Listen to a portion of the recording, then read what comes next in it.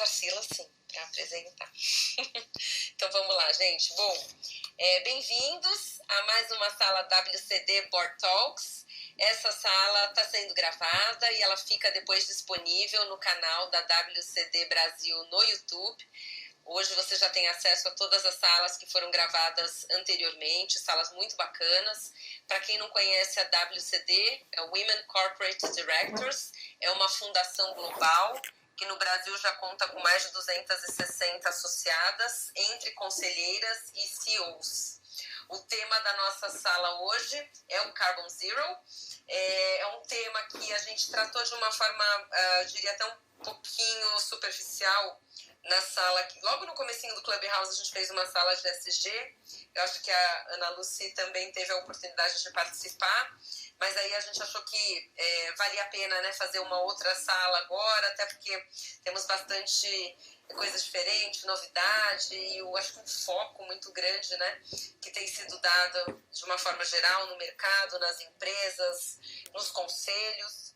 Então contei aqui com a ajuda da nossa querida associada, super conselheira, Tarsila Ursini, para juntar esse time de feras aqui que conhecem muito desse assunto e para darem para a gente aí algumas dicas e compartilharem conhecimento. Então, fica aí primeiramente já um muito obrigada a todos vocês que se disponibilizaram para falar aqui com a gente, um especial agradecimento aí para a Tarsila, que me ajudou com a curadoria das perguntas, além de me ajudar aí com o convite aos nossos speakers, tá? Então, muito, muito obrigada.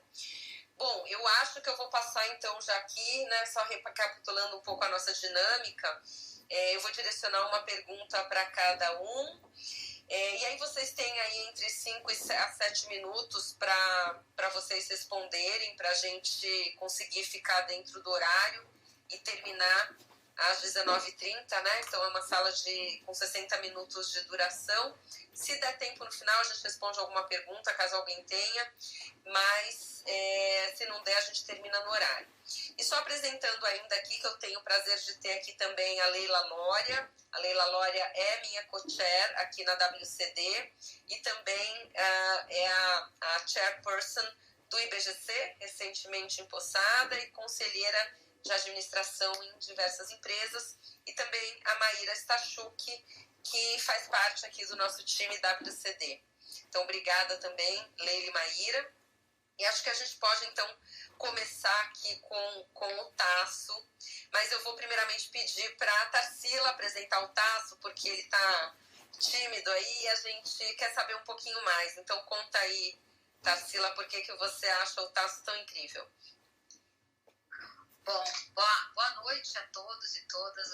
Obrigada, Maria e Leila, pelo convite, né, de estar aqui com esse time de feras, como você já falou. Então, apresentando rapidamente o Tasso. E aí, Tasso, vou aqui de cabeça falar tudo que eu sei sobre você, mas eu sei que tem muito mais para dizer.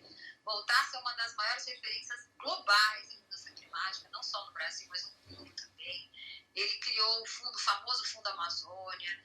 Ele é idealizador e cria e gere também o MAP Biomas, que é, na verdade, o maior projeto de mapeamento de cobertura e uso do solo no Brasil, que é com base em ciência, de computação. Então, o Google Earth também é simplesmente extraordinário. Ele também é membro independente de comitês de conselho, como, por exemplo, no Santander. É investidor de startups com tecnologia de baixo carbono. Enfim, Tasso, fica à vontade aí para complementar a sua incrível biografia. Não, tem que completar nada não. Vamos para a pergunta. É isso aí. Bom, bem-vindo, Tasso. Eu vou começar então com a minha pergunta aqui para você, né? Como a Tarsila falou, você é uma das maiores autoridades globais, né, sobre clima, e a idealizadora aí do Fundo Amazônia. Então, acho que a gente está com a seguinte reflexão aqui, né? Acaba de acontecer a cúpula global do clima. Na sua visão, ela foi positiva? O mundo está caminhando para a descarbonização? E, principalmente, aí, qual que é a sua visão sobre a posição do Brasil nesse contexto, né? Hoje tem se perguntado muito aí, Bolsonaro convenceu ou não convenceu? O que a gente realmente pode entender, né, depois de todo esse processo em relação talvez a visão, né, que o resto do mundo tem com relação ao Brasil após essa cúpula global, por favor. Legal, Maria. Bom, primeiro, legal estar aqui com vocês. É meu primeiro Clubhouse, estou aprendendo também a usar aqui a ferramenta aqui, mas é legal. Mas então, a gente está vivendo um momento assim bem importante, né, que a gente vai lembrar no futuro, provavelmente como o ano da virada, né, nesse tema de clima, porque esse retorno dos Estados Unidos, né, à agenda climática, ele não podia ter sido não só mais oportuno, né, em termos de tempo, mas também na forma como está acontecendo, que não é só um retorno como poderia ser simplesmente voltar ao ponto onde estava lá em 2016, né, 2016, 2017, quando estava ainda no final da era Obama, né, enfim, 2015 assinou o acordo, tudo. Mas, então foi só simplesmente voltar para aquele estágio que estava, mas foi uma volta dando claro sinal de que os Estados Unidos encara essa agenda do baixo carbono, do desafio, né, de reduzir as emissões ao ponto que a gente não aumente a temperatura global em 1,5 graus. Não se fala mais nem do 2 graus, agora todo mundo falando do 1,5 graus. Fazer um esforço que envolve pensar a estratégia de desenvolvimento do próprio país. Então, os sinais que estão sendo dados de movimentar todo o plano de recuperação da economia americana, por exemplo, está voltado a pensar nessa economia de baixo carbono. Então, a cúpula do clima aconteceu há 2 semanas, esse é o principal sinal, né? Um sinal de que os Estados Unidos, sendo a maior economia do mundo, sendo o segundo maior emissor, reconhecendo que eles estão para trás, que eles precisam voltar para liderar essa agenda, e eles estão colocando energia para liderar essa agenda. Isso faz com que reanime, né, todos os outros players nessa história, especialmente ali o Canadá, a União Europeia, a China, o Japão, mesmo a Rússia, né, que estava bem apagada nessa agenda, estão voltando à arena para não perder a liderança, entendendo que a liderança do soft power no mundo, inclusive, vai ser dado por essa agenda climática global. Então, eu acho que é um momento de, digamos assim, bastante otimismo nesse sentido. As baterias estão todas voltadas agora para esse futuro de baixo carbono. E tem muito a ver com até com o nome, né, que Carbon Zero, né, como carbono zero, né, como a gente colocou essa conversa de hoje, que é uma ideia interessante, né? Você há 5 anos atrás falar assim, zero emissões, parecia uma coisa assim completamente distante, uma espécie de uma utopia a ser alcançada em algum dia, né? E hoje você pensar em zerar as emissões, pelo menos as emissões líquidas, ela virou um novo normal, né? Então você não pergunta mais para uma empresa, para um país, para um estado, para qualquer um que esteja se comprometendo com esse tema, você não pergunta mais quanto você vai reduzir as emissões, você pergunta quando é que você vai zerar as emissões. E, em geral, o ponto de chegada normal hoje é você dizer 2050. Então, é o que nos faz olhar para um mundo que vai estar orientando os seus investimentos, as suas estratégias de longo prazo, para esse objetivo de zerar as emissões. Então, as pessoas começam a visualizar um mundo sem emissões. Eu acho que esse é o ponto que a gente está hoje. Passar a bola para frente agora. Não, eu vou insistir ainda aqui que você falou pouco, Tasso. Deixa eu só dar mais uma cutucada aqui, né? Nessa questão do Brasil, eu até acho que eu já te ouvi falar em um outro evento, não sei se foi do IBGC, enfim. Uma questão muito importante que é do quanto a gente perde e de quanto a gente poderia talvez estar melhor se aproveitando, né, desse momento. Então, o Brasil ele tem tudo para ser ou vilão ou mocinho, né? Porque a gente tem uma uma biodiversidade e uma importância tão grande aí para o planeta como um todo, que a gente fala, né, se faz errado, todo o foco aqui fica em cima do Brasil e a gente tem todas as consequências negativas que a gente sabe. E, por outro lado, o que você acha que uma estratégia na mão inversa, que realmente fizesse com que a gente conseguisse extrair todo o benefício, né, que a gente poderia dessa história toda como sendo aí um grande pulmão para o planeta? O que você imagina que seria o nosso potencial? O que poderia ser diferente se a gente pudesse ter essa caneta e a gente aqui nesse grupo construir essas políticas e esse posicionamento? O Brasil tem um grande dilema, né? Porque, veja só, o Brasil é um país que tem as melhores condições, distante, mas bem longe, tá? Mas muito longe dos demais países, das grandes economias do mundo. É o país que tem, de longe, a melhor condição para ser o primeiro país a neutralizar suas emissões, né? A ter emissões próximas de zero ou líquidas, né? Zero. Muito antes de 2050, se quiser, se tornar isso uma política mesmo. Por quê? Porque a gente tem o maior potencial de energias renováveis do planeta, né? Seja eólica, seja solar, seja de biomassa, seja hidrelétrica. A gente já tem uma matriz elétrica relativamente limpa, muito mais, né, do que os nossos pares de mesmo tamanho. E a gente tem soluções para áreas como de transporte, por exemplo, que a gente é inexorável que vai tudo eletrificar. Isso vai acontecer mesmo, mas é o único país que tem um modelo de transição para a eletrificação que pode ser de baixa emissão com o uso de biocombustíveis. Então, a gente teria tudo, certo? Para poder fazer essa transição, enfim, nadando de braçada. Só que a gente, apesar de tudo isso, é o quinto maior emissor de gases de efeito estufa do planeta, só ficamos atrás da China, dos Estados Unidos, da Rússia e da Índia. E por quê? Porque 70% das nossas emissões vem do uso da terra, da agropecuária, né, e do desmatamento, juntos.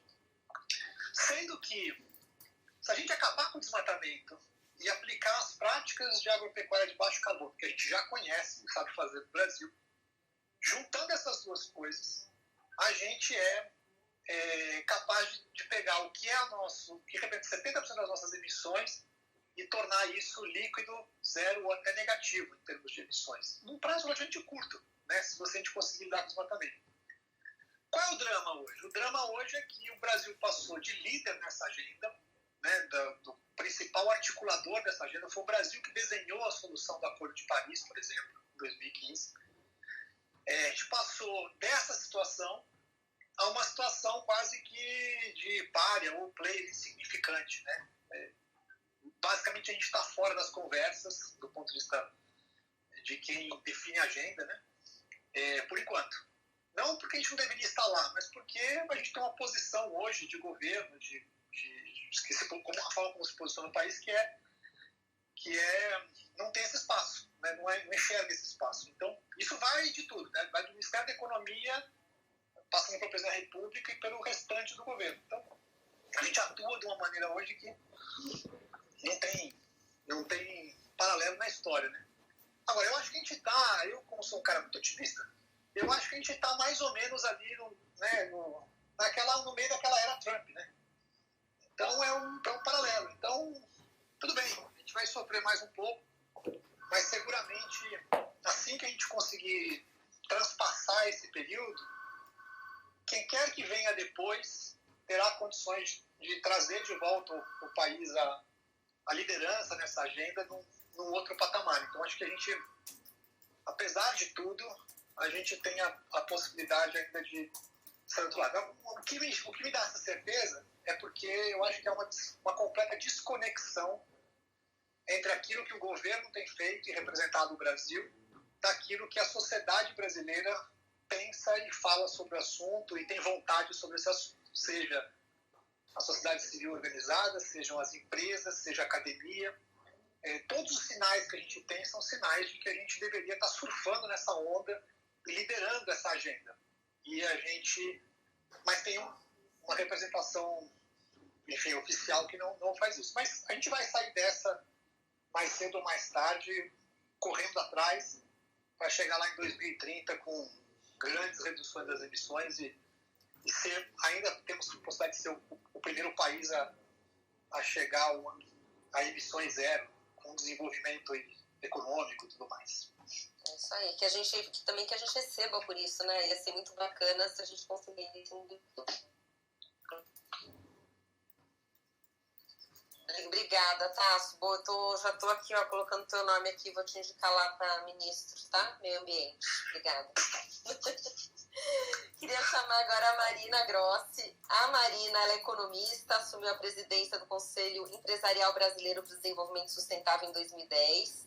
Entre 2018 e 2019, integrou o Steering Committee da Carbon Price Leadership Coalition, conselho diretivo da coalizão do Banco Mundial voltada para a precificação de carbono, e é atualmente membro do conselho do Instituto Neoenergia, Fundo JBS Amazônia, entre outros. Possui um vasto currículo ligado à área governamental, atuando como negociadora do Brasil na Conferência das Partes da Convenção Quadro das Nações Unidas sobre Mudança do Clima, entre 97 a 2001, e como coordenadora do Fórum Brasileiro de Mudanças Climáticas entre 2001 e 2003. E participou também das negociações do Protocolo de Quioto. Então vejam aqui, gente, só fera.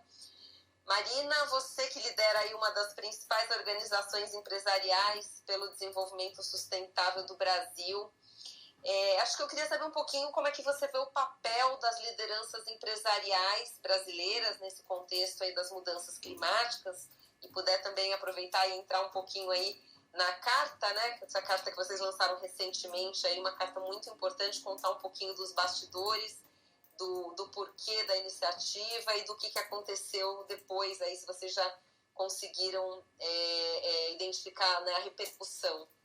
Obrigada, Marina, fica à vontade. Obrigada, Tarsila, pelo convite. É um prazer estar aqui. Eu também estou estreando com o Tasso. E é muito bom falar depois do Tasso também, que ele dá um panorama tão bom, né, sobre as vantagens que tem o Brasil, né, as vantagens que tem o nosso país numa economia de baixo carbono. Lá atrás, quando eu era negociadora de clima, o pessoal falava, e não tinha tanta certeza, né, 97, vai ter risco, não pode penalizar a economia. Eu falei, olha, no Brasil não, independente de qualquer coisa, no Brasil só favorece. Então, é isso, né, o que o Tasso falou é verdade, assim, e é de conhecimento de todas as empresas. Aliás, se o Tasso se eu estiver candidatando ele para ministro, ele já esteve por lá, né, então ele já conhece um pouco de como é que funciona. Mas o que eu acho importante ressaltar é que existe um movimento, as coisas têm os seus movimentos. Não é uma linha linear, né? As coisas são de altos e baixos, e eu acho que o setor empresarial e a própria sociedade brasileira, mas vou falar particularmente do setor empresarial, ele tem vocalizado as questões como ele nunca fez. Então, você estava falando, né, Mariane, da nossa carta para neutralidade climática, que é a nosso ponto de chegada, é o que o Tasso falou, né? Ninguém está falando de outra coisa, de reduzir em 20%, está falando como é que eu tenho neutralidade climática em 2050, emissão líquida zero até 2050. Assim que falam as empresas também, tem cerca de 1.700 empresas no mundo inteiro falando isso.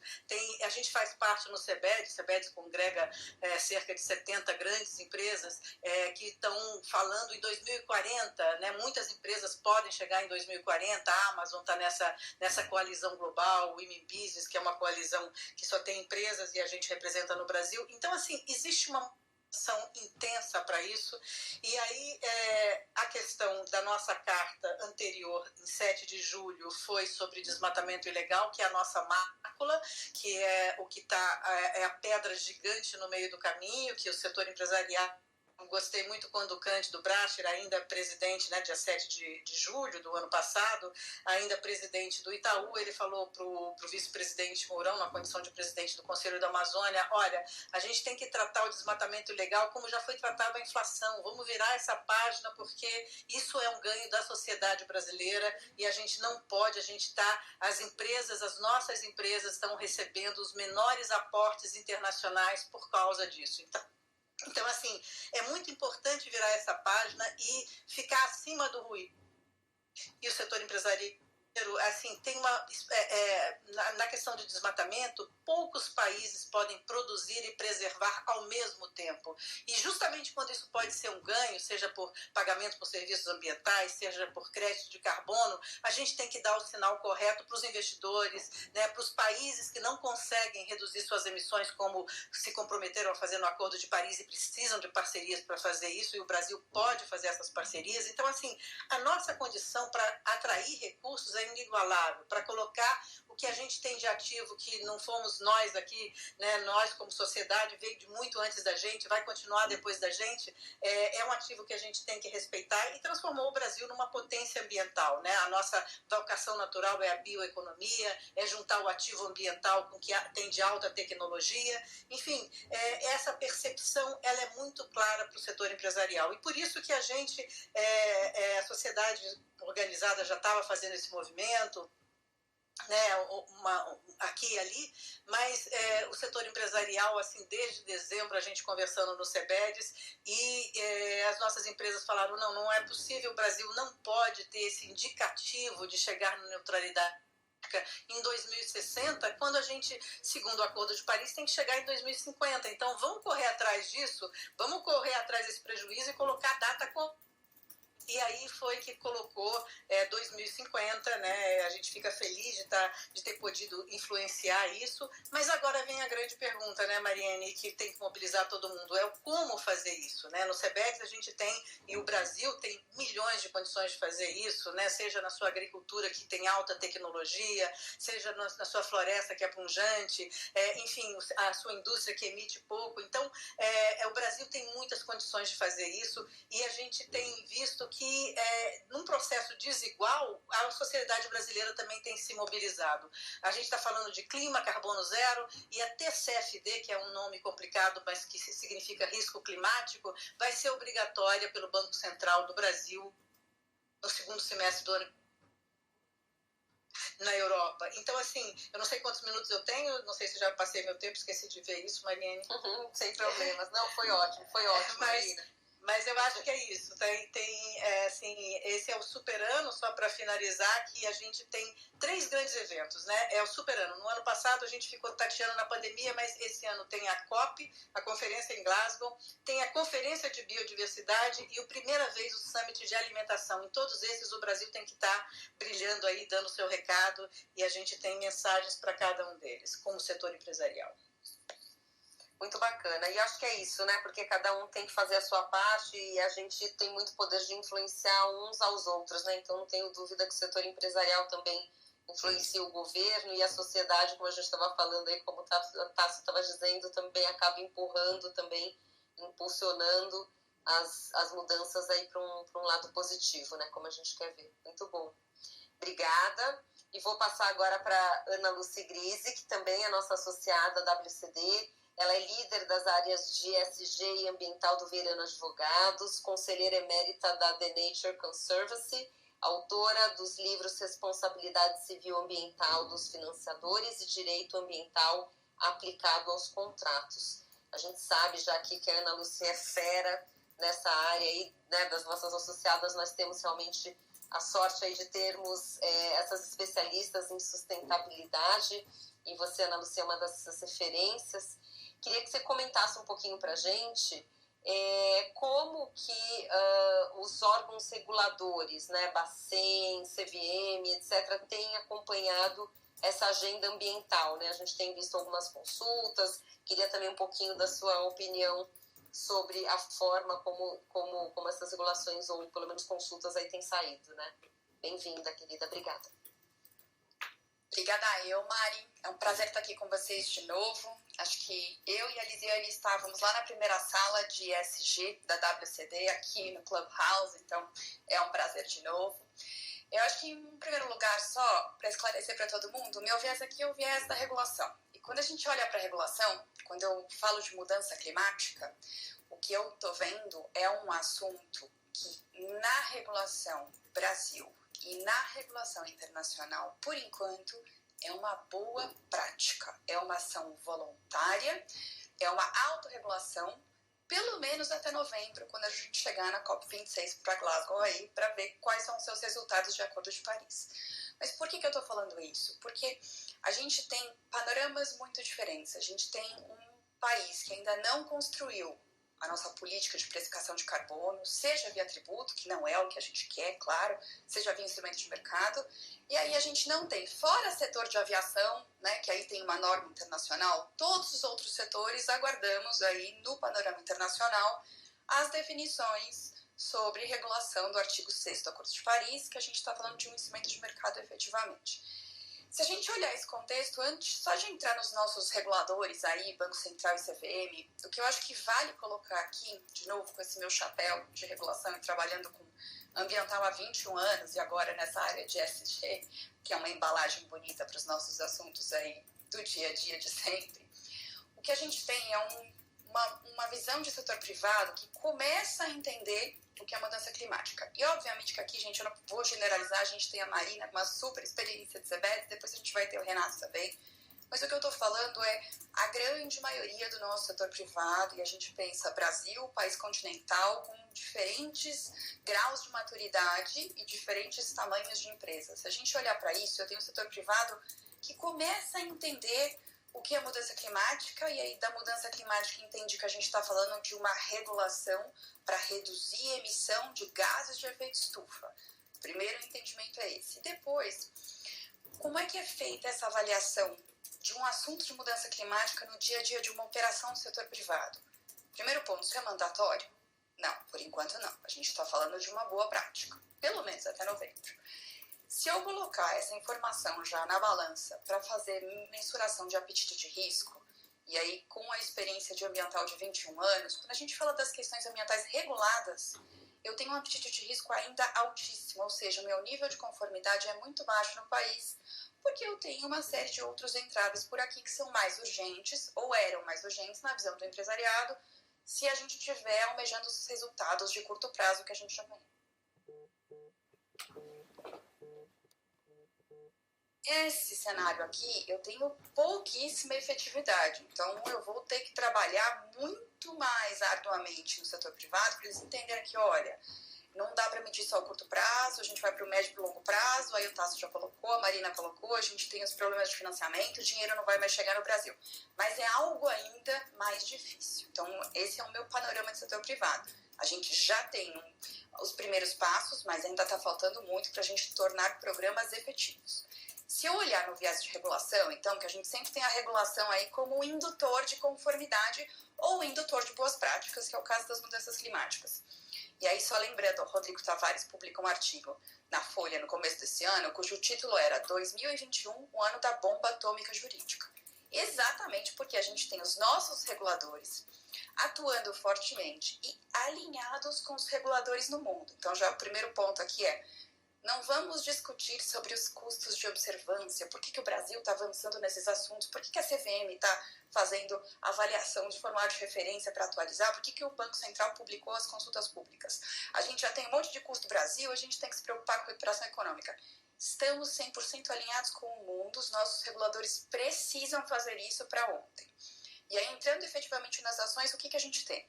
Se eu olhar o Banco Central, a gente teve a publicação entre março e abril de 3 consultas públicas que propõem aí atualização ou criação de pelo menos aí 6 novas normas. Uma delas é de crédito rural sustentável, não se aplica aqui porque a gente está discutindo, mas as outras 5 tratam de risco ambiental, climático e social. O climático aqui está sempre dentro do ambiental, mas quando a gente dá esse reforço, principalmente na regulação, eu posso ter efeitos aí mais substanciais, que é o que a gente está precisando em curto prazo. O Banco Central teve uma jogada estratégica sensacional.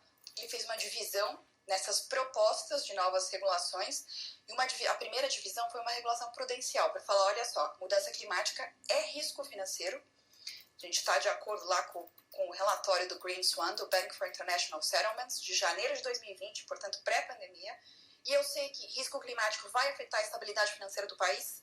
Portanto, eu tenho que mudar minha regulação prudencial para que na avaliação integrada de riscos eu inclua expressamente gerenciamento de risco ambiental, climático e social. Além desta alteração, ele altera também, ele pretende alterar pelo menos, né, a política de risco socioambiental climática das instituições reguladas pelo Banco Central, então bancos, cooperativas de crédito e por aí vai. E aí o terceiro ponto foi, linkando com o TCFD que a Marina já colocou, tá bom, então quando a gente vai fazer esse gerenciamento de risco climático, você vai atualizar sua política de risco, a gente também vai publicar relatório, vai divulgar informação. Então a gente vai ter, de fato, um relatório de riscos e oportunidades. De novo, o Bacen, na minha avaliação, foi sensacional, porque é um relatório de risco e oportunidade no viés ambiental, climático e social. E aí a gente vai ter, esse relatório vai ser mandatório, mas o ponto é, a gente ainda está em fase de consulta pública. Então precisamos aguardar essa primeira fase. Para quem trabalha com isso há bastante tempo, a gente teve uma primeira consulta pública do Bacen em 2012, né, Banco Central em 2012, e a gente teve um lobby fortíssimo em cima da consulta pública. Eram 2 propostas de normas, uma delas desapareceu, que era o relatório de sustentabilidade, e o que foi publicado foi uma norma que a gente chama de extremamente programática, que era uma norma de política, especificamente, que não tinha muitos resultados práticos no gerenciamento de risco.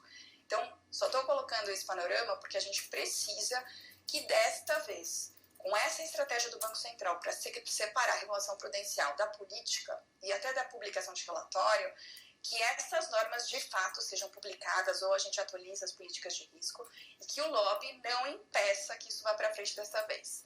E aí, para concluir, Mari, se eu olhar meu outro regulador aqui, CVM, também está em linha com as ações internacionais. O que a CVM fez? Publicou, antes do Banco Central, inclusive, uma consulta pública, audiência pública, na verdade, para fazer uma revisão das informações ambientais, sociais e climáticas no tal do formulário de referência, que é aquele formulário que as empresas SA de capital aberto, então tem lá suas ações listadas em bolsas, precisam fornecer anualmente. Esse relatório, a gente já tinha feito muitos trabalhos com eles, e ele trazia informações extremamente sucintas e genéricas do ponto de vista ambiental, tá? Que aí foi sempre o meu chapéu, e ambiental incluindo o climático. O investidor que olha aquele relatório, ele não consegue mensurar efetivamente qual é o risco ambiental e climático daquilo que ele está querendo comprar e investir. Neste cenário aqui, a CVM vem e fala, tá bom, vou atualizar as informações. A gente participou da consulta pública, é um passinho da CVM, é o primeiro passo, é ótimo, é por aí que a gente tem que ir, mas é um passinho muito pequeno. E o que vale destacar é que, por incrível que pareça, isso é do mês passado, mês retrasado, os comentários que existiam para fazer nas associações, para fazer as revisões, eram assim, não, mas a gente não pode deixar que entre risco climático, porque isso é muito detalhado, vai ficar muito difícil, aí a gente vai entrar num nível que vai ser um risco mais difícil de averiguar, enfim. Todas as colocações eram colocações que, olha, não dá para ir tão fundo. E a CVM estava dando um passinho muito pequenininho. Se a gente compara com o que, por exemplo, a Securities Exchange Commission agora já está fazendo com força absolutamente total. Então, é o nosso cenário, a gente precisa esperar essas consultas virarem atualizações ou novas normas, seja CVM, seja Bacen, esse viés de regulação.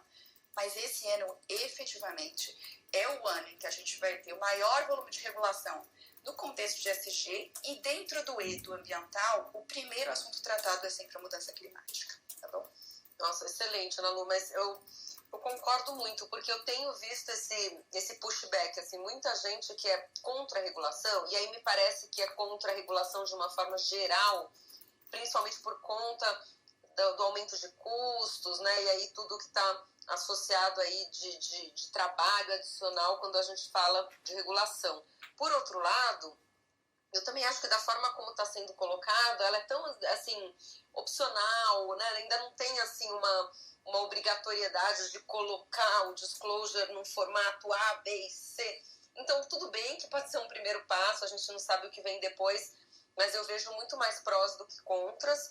E eu concordo com você, se você compara, por exemplo, com a Europa, que já tem o Green Deal ali, né, praticamente implementado, que já vai para mexer no bolso efetivamente, né, e efetivamente cobrar imposto em cima disso, eu acho que a gente ainda está num lado aqui suave, né?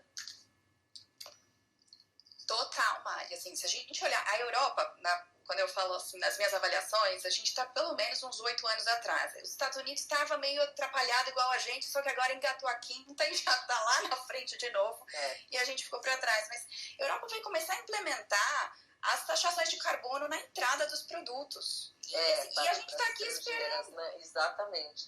E eu ainda acho que tinha, porque uma vez eu participei de um debate até que era se você deveria, né, tributar mais quem polui ou se você deveria, na verdade, dar um incentivo para quem tem suas decisões ou para contribuir para a economia, né? Que eu sim, assim, acho que eu não sei essa discussão aqui no Brasil dessa forma, né, como sendo algo para incentivar. Então tem essas iniciativas aí da regulação, mas eu vejo que tem outras ações importantes para estimular o caminho, né, que a gente gostaria que poderiam estar sendo feitas e não estão. Mas é isso aí. Obrigada, Ana Lu, adorei. Bom, agora eu vou chamar o Renato,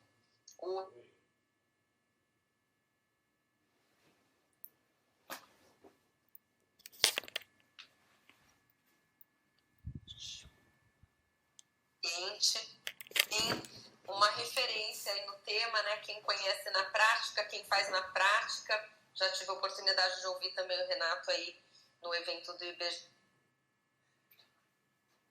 Você com a seguinte pergunta, né? Você que lidera uma empresa brasileira de destaque nessa temática e que também é a segunda de capital aberto a se tornar uma B Corp no Brasil.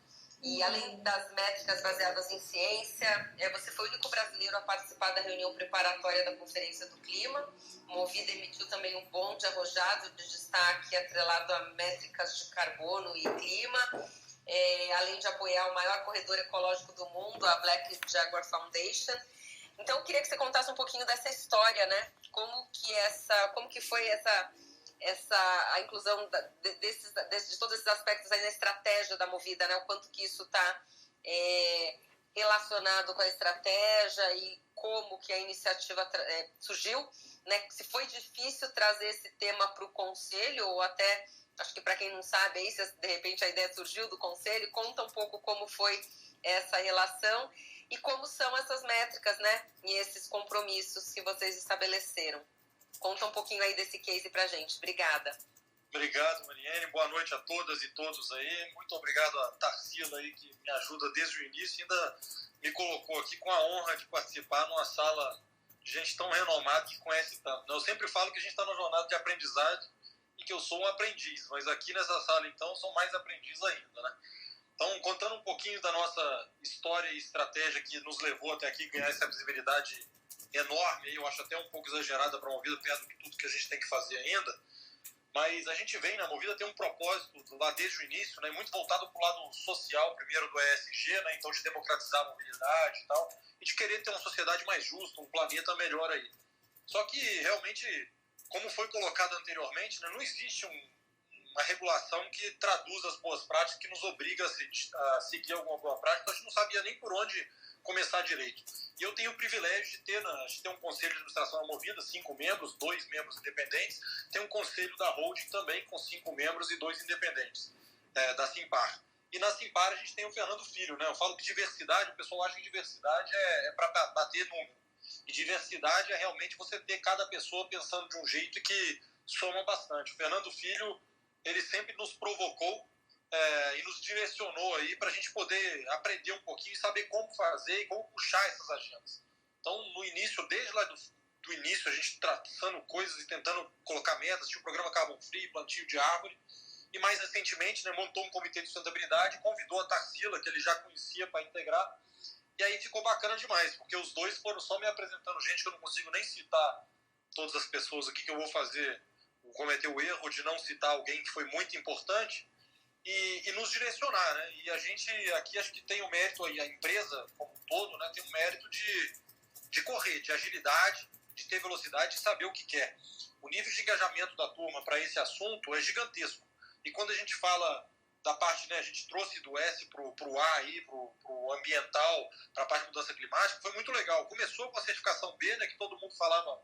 E aí tem um negócio que eu acho que vou fazer uma reflexão, todo mundo comenta a questão do objetivo, carbono neutro lá em 2050, então acho que muito longo prazo é muito difícil, porque você fala, e como é que você desenha um plano de tão longo prazo?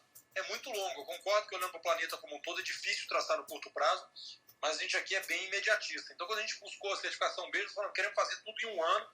Nós falamos, não, mas são 3 anos, tem 1 ano de preparação, 1 ano disso. Falaram, não, vamos correr e vamos tentar. A gente, no mínimo, tem que tentar fazer tudo rápido. E ali surgiram várias boas práticas que a gente foi trazendo aqui para dentro, né? Uma delas, até quando a gente fala, a gente tem um relatório de riscos e oportunidades, como foi colocado aí, a gente fez o estudo de materialidade nossa, que basicamente é isso, né? Sair buscando. E acabamos sendo bem sucedido na execução da preparação da companhia para seguir todas essas boas práticas e estar alinhada com esse checklist, que é o que a gente encontrou como regulação hoje, melhor regulação para esse tema, né? Fomos certificados como empresa B, como foi colocado, e isso nos deu muita visibilidade. Aí entramos no ISE, entramos no Kizan, aí ficou preocupado com o inventário de gases de efeito de estufa que a gente tinha feito, fomos fazer uma auditoria, aí ganha selo ouro, aí aumenta o negócio, e vai surgindo coisas que nos alimentam e que nos dão muita visibilidade. Trouxemos o CDP para buscar engajar os fornecedores, né? E o que eu acho que é muito legal? Não só o engajamento do conselho, suporte do conselho com todas as ações que a gente faz aqui. Graças a Deus eu tenho um conselho que mais me empurra do que puxa, do que segura. Como também buscamos, né, alinhar aí na ciência que métricas a gente teria. Então a gente assumiu sim compromissos, né, de curto prazo e longo prazo. Longo prazo para a gente colocou como 2030 de ser carbono neutro, mas curto prazo, 2021, de ser carbono neutro já em escopo 1 e 2, né, para 2030 até foi considerado mais ousado a gente incluir também escopo 3. Sei que tem muita gente que defende aí que escopo 1 e 2, se todo mundo fizer, o mundo está feito. Mas se a gente não ajudar todo mundo a fazer o escopo 1 e 2 deles, né, através do escopo 3, por exemplo, que é o que o meu cliente alugando carro, por exemplo, é 90 e tantos % das minhas emissões, pô, como é que eu vou estar fazendo a minha parte? É muito pequeno fazer escopo 1 e 2 para o meu negócio. Então a gente trouxe o escopo 3 para dentro, buscamos, sim, Science-Based Targets para colocar técnica científica mesmo de parâmetros e alvos para a gente de curto, médio e longo prazo. Na hora de emitir o bond, buscamos ainda fazer, além de carbono neutro, que foi feito muito por compensação, qual o nível de redução de emissões que nós vamos ter aqui. Então assumimos um compromisso de redução de 30%. Aí, para trazer isso, tem que montar um plano. Então, como é que a gente puxa a eletrificação da frota? Carro elétrico não dá lucro hoje, então investe em carro elétrico, desmistifica, mostra que funciona, traz carro híbrido, envolve montadora. E é um negócio que vai alimentando todo mundo. Acho que o grande coisa que fica pra gente assim como motivação, né, é o engajamento que a gente vê das nossas pessoas no tema, e aí de todos os níveis, gente de loja, gente que é gerente, gente que é da base, gente que é diretor, que se engaja pelo tema e se aprofunda e começa a trazer ideia. Hoje todo mundo tem um projeto ESG dentro da companhia e que vai melhorando a companhia. Isso é reconhecido pelos nossos clientes, então a gente tem trazido mais clientes pra gente, oportunidade de aliança estratégica, visibilidade promovida do ponto de vista de B2B também, e que também ajuda a gente, né, a gente é intensivo capital nos investidores. Acho que o que todo mundo está colocando aí, realmente o mundo está ficando muito mais local, ainda vai vir regulação. Agora, a gente não tem que esperar a regulação. Eu acho que a gente tem que correr bastante, porque a dívida é grande, né? Quando a gente fala aí de 1,5 graus, todo mundo tem que fazer sua parte. Eu fico só bastante animado porque eu vejo que as empresas estão acordando para isso. As empresas são pessoas, as pessoas todas estão acordando, não só consumidores, como empresários, executivos, e acordando que a única forma da empresa sobreviver, né, dela ter colaborador, que todo mundo só quer trabalhar onde tem propósito, onde tem ESG completo, de ter investidor, de ter cliente, é realmente ter uma jornada verdadeira de criar e contribuir para um mundo, uma sociedade onde a gente vive realmente sustentável, né? Sustentável no sentido literal da palavra. Então tem que ter lucro, a gente fala isso aqui, lucro faz parte da sustentabilidade do negócio, mas sem dúvida nenhuma tem que cuidar do ambiente onde a gente atua, da comunidade onde a gente atua e do planeta que a gente está inserido também. Então, muito obrigado de novo pelo convite, por participar aqui com vocês. É uma honra. Obrigada, Renato, adorei. E é muito, muito bom te ouvir, porque dá para ver que você fala e realmente acredita no que você está falando, né? Então, isso aí acho que é o mais importante, né? Que hoje a gente tem visto aí muitas empresas se engajando, mas a gente precisa ficar atento aí para ver realmente o que é de verdade. Bem legal. Bom, queria passar agora para a Tarsila, a nossa co-host hoje, né, Tarsila, que me ajudou aí a organizar os temas, as perguntas, os speakers, nossa associada querida WCD já há muito tempo, atua no conselho de empresas como Grupo Corim, Agro Galaxy FCA, Grupo Simpar, Grupo Baumgart, essa aqui foi demais, hein? Chief Purpose Partner na EB Capital. Gente, eu recebi isso aqui de tudo que foi grupo que não tinha nada a ver com governança, todo mundo comentando, então bem bacana.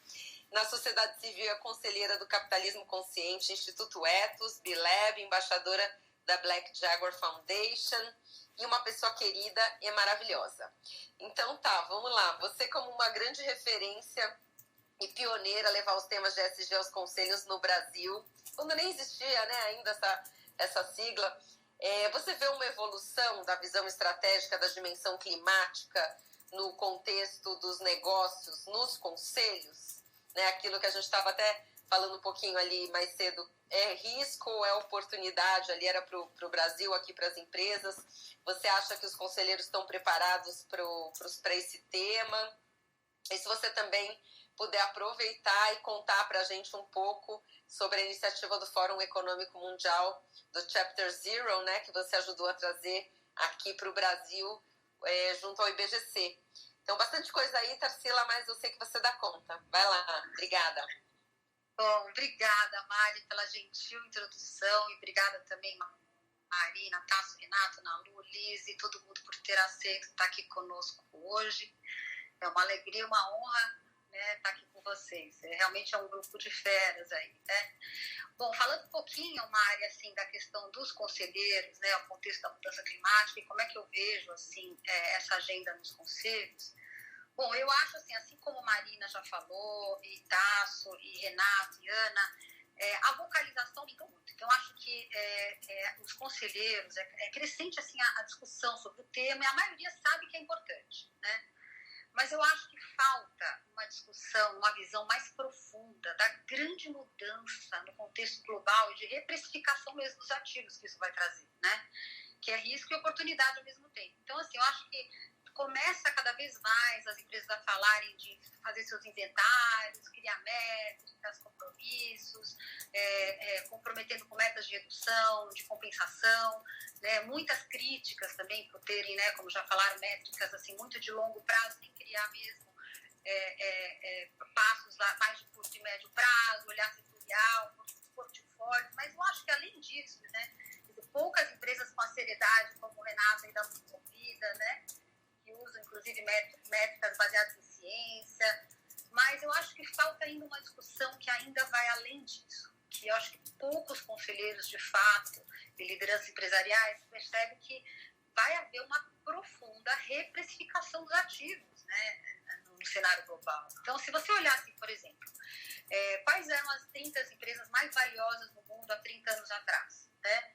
A maioria eram empresas japonesas, algumas americanas, várias eram de petróleo, como a Exxon, ou relacionadas à indústria automobilística, alguns grandes bancos. Aí você olha hoje, né, você tem uma predominância de empresas de tecnologia, né, americanas, algumas já também chinesas, enfim, Taiwan, coreanas. Então tem Apple, Microsoft, Amazon, Salesforce, etc. Mas o que chama atenção nessa mudança?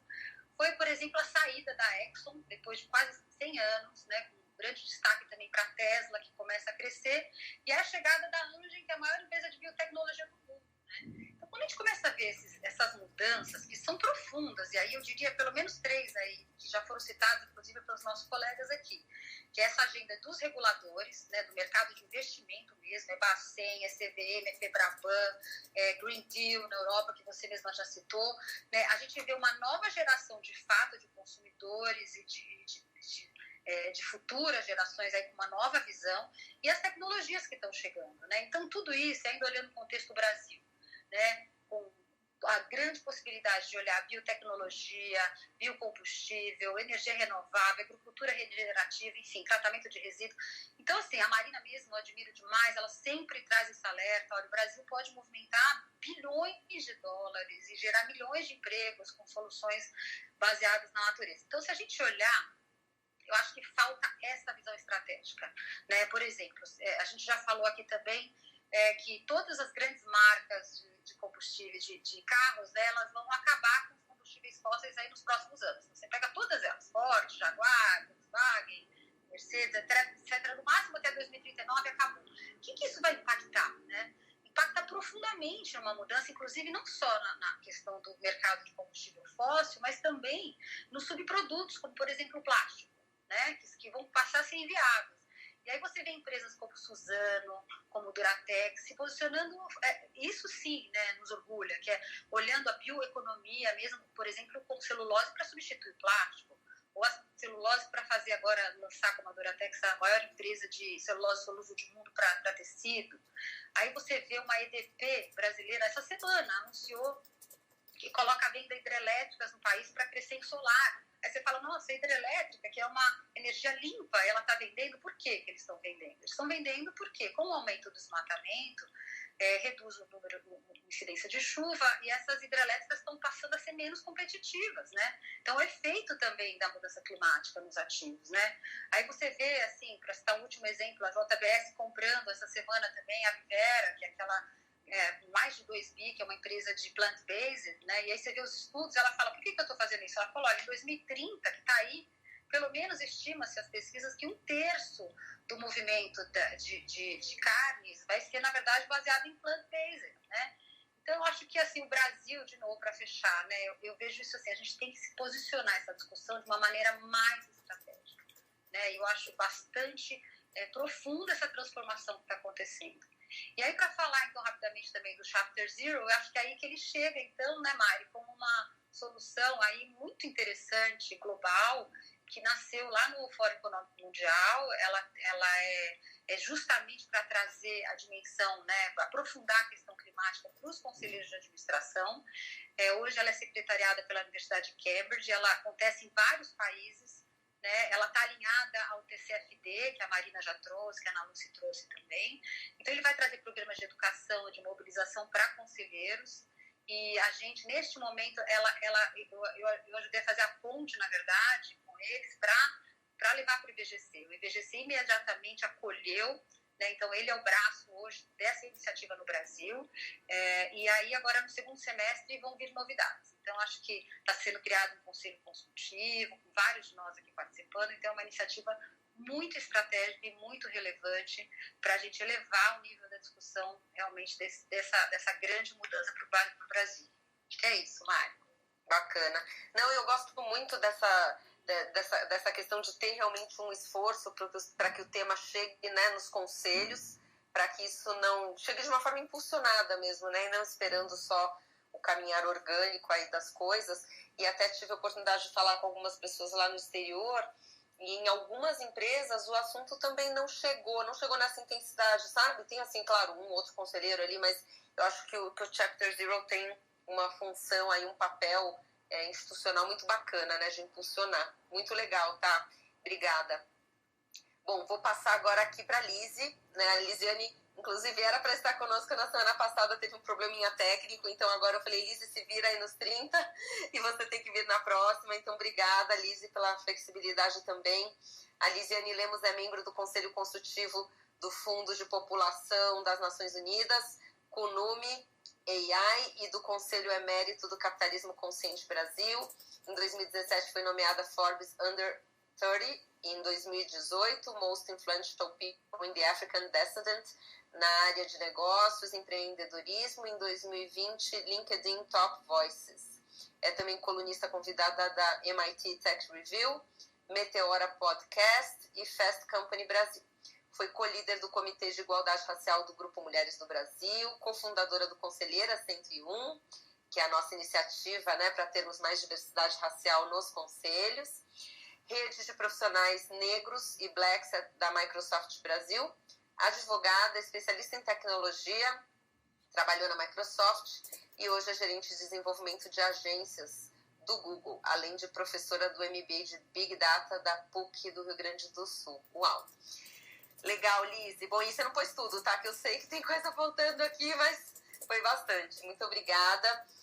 Lise, eu queria te provocar aí também como sendo a mais jovem, a mais tech aqui do grupo. Assim como a tecnologia mudou completamente as nossas relações e os negócios, agora se ouviu muito que green is the new tech.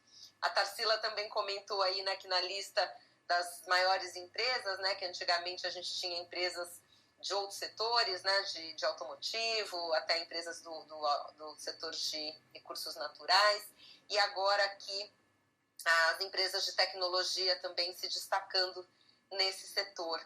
E tenho ouvido muito também dessa integração, né, da sociedade com tecnologia, né? Acho que dá uma boa discussão. Então, você concorda com esse Green is the New Tech? Vamos lá, primeiro boa noite. Prazer estar de novo no painel com a Ana Lu, com pessoas que eu admiro muito, Leila, Mariene e Maíra, minhas colegas de conselheira, Tarsila, minha inspiração, e Tasso, você é o único que eu não conhecia. Renato também meu colega de capitalismo consciente. Quando a Mariene lê toda essa biografia, a pessoa na época, quantos anos essa menina tem? 31. E aí eu fico pensando, né, sendo a mais jovem, a mais tech, primeiro sob a ótica da questão de idade mesmo, quanto as novas gerações estão cada vez mais comprometidas com a pauta ambiental e trazem, junto com o propósito, que foi algo que o Renato até dividiu. Indo para um prisma mais técnico mesmo, quando eu penso Green is the New Tech, a tecnologia ela sempre vai acompanhar a sociedade. E muito do meu trabalho é desmistificar. Os robôs vão tomar os nossos empregos e tudo será automatizado. A provocação real sempre tem que ser como a tecnologia vai acelerar a mudança que a gente quer. E assim como a Marina trouxe também, a gente nunca foi tão vocal quanto ao tema ambiental, que agora foi colocado sobre uma roupinha mais bonita de ESG. Então, diante de todos esses fatores que os speakers anteriores colocaram, a gente tem uma demanda gritante para endereçar novas criações que ajudem o meio ambiente e uma geração carbono zero.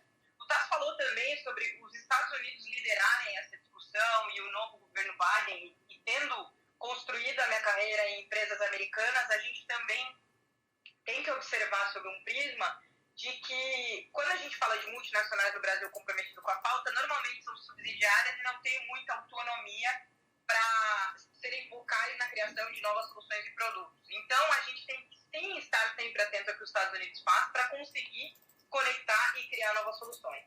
E aí, depois, outra coisa que me vem à mente é que eu vejo que nessa questão ambiental, a questão vai acompanhar muito uma lei de Moore. O que a lei de Moore dizia? Né? Que quanto mais você aumenta o número de transistores, você tem um aumento do mesmo, você diminui o custo a cada 18 meses e ganha eficiência.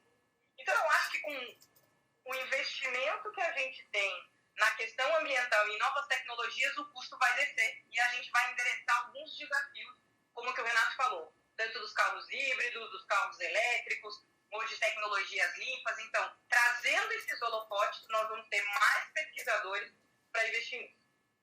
Outro ponto é a liderança de empresas de tecnologia nessa pauta ambiental.